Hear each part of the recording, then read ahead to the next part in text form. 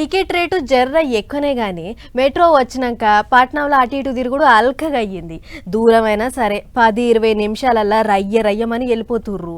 ఎండాకాలంలో కూడా చల్లగా ఏసీలో తిరుగుతుర్రు పబ్లిక్. పట్నంలో మెట్రో రైలు చాలై 7-8 ఏళ్ళు గడుస్తుంది అన్నట్లు ఏపీలో కూడా మెట్రో రైలును పరుగులు పెట్టించే ఇరం చేస్తుర్రట సర్కారోళ్ళు. మరి ఆ కథ ఏందో ఒకసారి చూద్దాం పారు.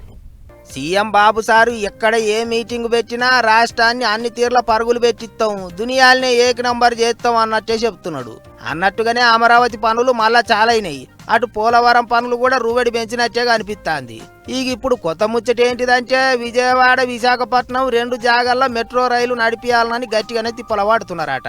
అయితే 2 పట్టణాలల్లో తంబాలు కట్టించి మీదికేంచి దిమ్మెలేసి పట్టాలు పరిచి సుకుసుకు బండిని నడిపియాలనంటే పైసలు గట్టిగానే ఖర్చు అవుతాయి అంటున్నారు. అందుకే పైసల కొరకు విదేశీ బ్యాంకులతోని మాట ముచ్చట్లు చేసిండ్రట. 2 పట్టణాలల్లో మెట్రో నడిపియాలంటే ఏం తక్కువ 12,000 కోట్లు అవసరం పడతాయని అంచనా వేసిండ్రట. విశాఖపట్నం మెట్రోకు 6,100, విజయవాడ మెట్రోకు 5,900 కోట్లు కావాలని చెప్తున్నారు. తక్కువ వడ్డీకి పైసలు ఇచ్చే బ్యాంకులతోని మాట ముచ్చట్లు చేస్తున్నారట.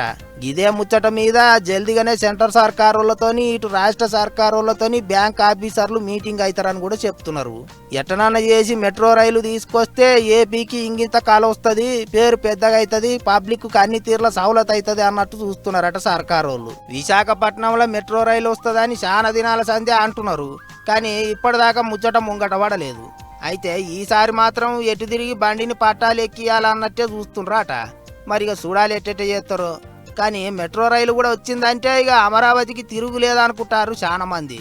చూడాలి మరి ఏపీలో మెట్రో రైలు ఎన్నోదులల్లా కూత పెడుతుందో.